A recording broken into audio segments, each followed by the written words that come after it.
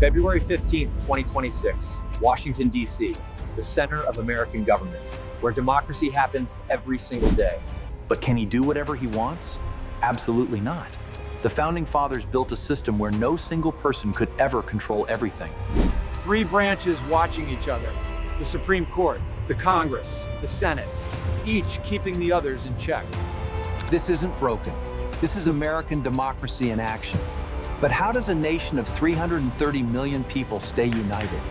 50 states running themselves. How does one constitution control the world's most powerful country? Buckle up. Today, we're uncovering the machinery of the United States government. This is the story of power, balance, and freedom.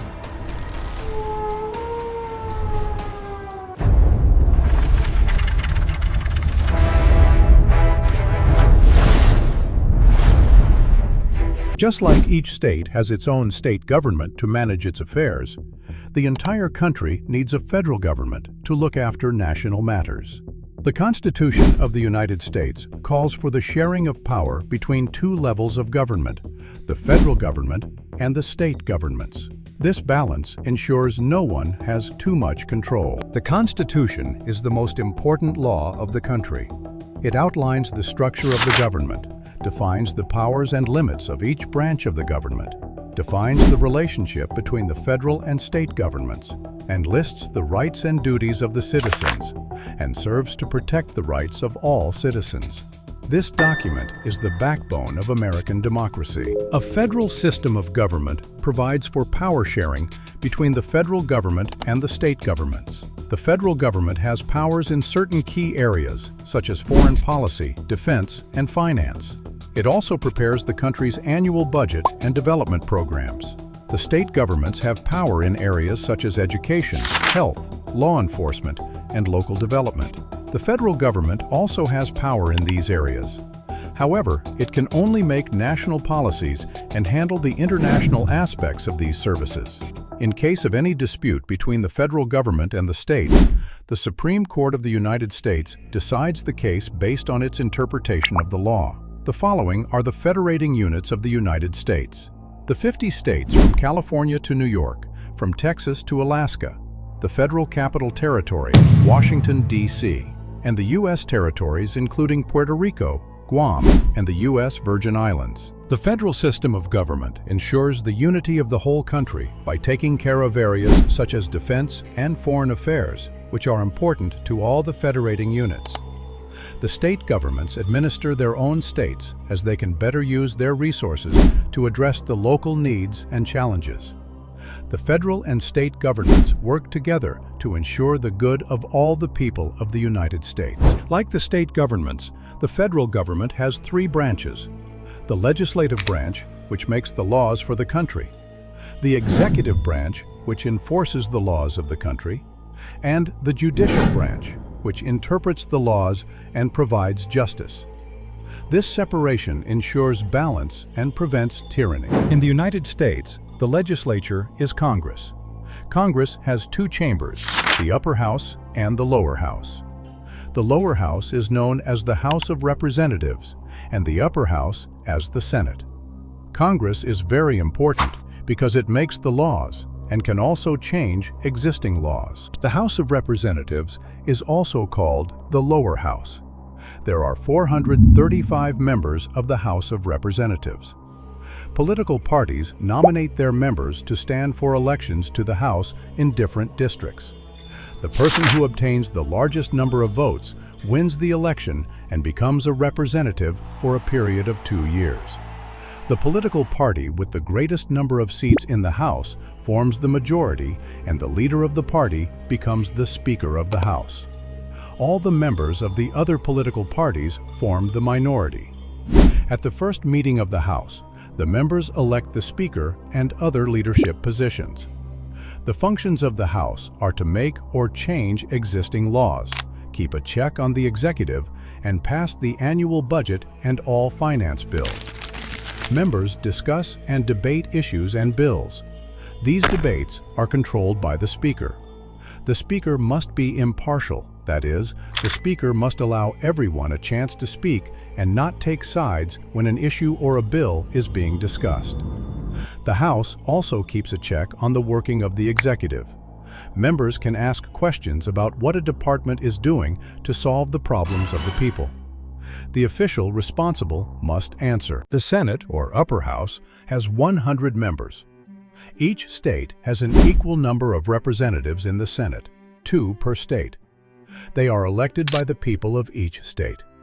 Like the members in the House, the senators in the Senate discuss and debate issues and policies. These discussions are regulated by the President of the Senate, who is the Vice President of the United States, or in their absence, by the President pro tempore. The Senate reviews the laws passed by the House and either approves or rejects them. Here's how a bill becomes a law. The bill is prepared. The bill is introduced in the House of Representatives.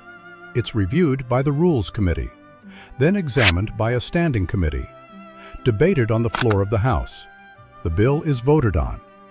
If it passes, the bill is sent to the Senate, examined by a standing committee, debated on the floor of the Senate. The bill is voted on. If it passes, the bill is sent to the President. The President can sign the bill or veto it. If it's signed, the bill is now law. This process ensures every law is carefully examined. The executive branch of government carries out plans and policies to make sure the laws made by Congress are carried out. In the United States, the executive consists of the President, the Vice President, the Cabinet, and the public or civil service. The President is the head of state and head of government. The President is the symbol of the unity of the United States. As of 2026, Donald Trump is the President, inaugurated on January 20th, 2025. The President is elected by the Electoral College for a 4-year term and can serve a maximum of 2 terms. The President's functions include giving assent to bills so that they become law, serving as Commander-in-Chief of the military, greeting foreign leaders, negotiating treaties, appointing federal judges and cabinet members with Senate approval, and presenting awards and medals to those who make outstanding contributions to the United States. The Vice President serves as the President of the Senate and becomes President if the current President dies, resigns, or is removed from office. The Vice President also advises the President on important matters. The President chooses cabinet members to be responsible for the different departments, like the Department of State, Defense, Treasury, Justice, and Homeland Security. The Cabinet discusses important issues and decides what the government's policies and plans should be. The Senate must confirm these appointments. The staff of each department are called public or civil servants. The civil servants take care of the day-to-day business of government. They also examine issues in their areas of responsibility, draw up proposals for new laws which officials take to Congress in the form of bills, and prepare the budget for the department. The Supreme Court is the highest court of the country. It, along with the courts of appeals and the many district courts, the judges and legal officers, form the judiciary. The main work of the judiciary is to protect the rights of the citizens and to resolve disputes between them according to the law. It interprets the law and also modifies it if it is unjust or against basic human rights. Each district has a district court. These courts are the trial courts of the federal system. In these courts, civil and criminal cases are heard and dealt with. Civil cases include disputes over contracts, property, and constitutional rights. Criminal cases include terrorism, drug trafficking, and federal crimes. There are 13 courts of appeals in the country, located in different regions across the United States. These are only appeal courts, that is, they review the decisions of the district courts. There is only one Supreme Court for the whole country. Its headquarters are located at Washington, D.C.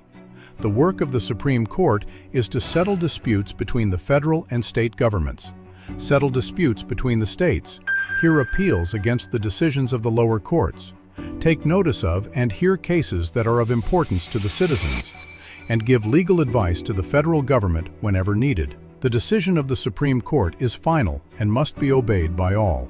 A citizen means a member of a country. Because we are all citizens of the United States, we have certain rights and responsibilities. We are given rights so that we can live with dignity and freedom in our country. These rights are called fundamental rights according to the Constitution and the Bill of Rights. You have the right to life and liberty. You have the right to be told why you are being arrested and to be defended by a lawyer of your choice. You have the right to the dignity of a human being.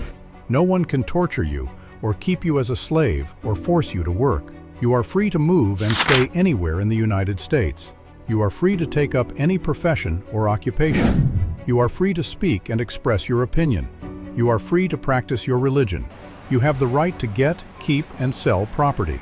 All citizens are equal before the law and are entitled to equal protection by the law. You have the right to preserve and promote your language and culture. While citizens have rights, they also have some responsibilities. Citizens must respect the rights of others, participate in improving their communities, and use their knowledge and skills to develop their country. Some responsibilities are made into laws. All citizens must be loyal to the United States, pay taxes, obey the laws of the United States, and serve on juries when called. The rights guaranteed in the law and upheld by the judiciary are our legal rights. They differ from country to country and can change as the laws of a country are changed. In addition to legal rights, we also have human rights. Human rights are rights held by all people, all over the world, at all times. Human rights are universal. Some human rights are similar to the legal rights we have. For example, freedom to speak and express our opinion. Political parties are organized groups of people who want to do something for the welfare of the country. To be able to do this, they encourage citizens to join the party and, from its members, choose candidates to stand for elections. If they win the elections, they obtain the power to make and implement laws and policies for the welfare of the citizens and the country. Functions of political parties: to speak on behalf of and to do things for the people they serve, to educate the people and mobilize public opinion towards the solution of their problems. When in opposition, they keep a close watch on the ruling party to make sure it makes the right policies and takes the right actions. At the time of a crisis, such as a war, they help in public management. They promote national integrity because they bring together people from different regions, ethnicities, religions, and backgrounds on a common platform. In this video, we have learned the main reasons for a federal government, the structure and functions of the federal government, the working of the three branches of the federal government, especially how laws are made, how they are implemented, and how they are interpreted by the judiciary to ensure citizens their rights. We have also learned that the Constitution is the highest law of the land, that the Constitution has a chapter that identifies the rights of citizens, and that in order to live peacefully with others, we must fulfill some responsibilities. The role of political parties in a democratic society has also been discussed. This is the United States system in 2026 under President Donald Trump's administration. That's the American system of government. 3 branches, 50 states, 1 constitution. But this is just the beginning. Want to know how American elections work? How the Electoral College chooses the president? Drop a comment below and tell me what you want to learn next. Hit that like button if this video helped you understand how the U.S. government really works. And don't forget to subscribe to Moral Vision AI for more incredible breakdowns of the systems that shape our world. See you in the next video.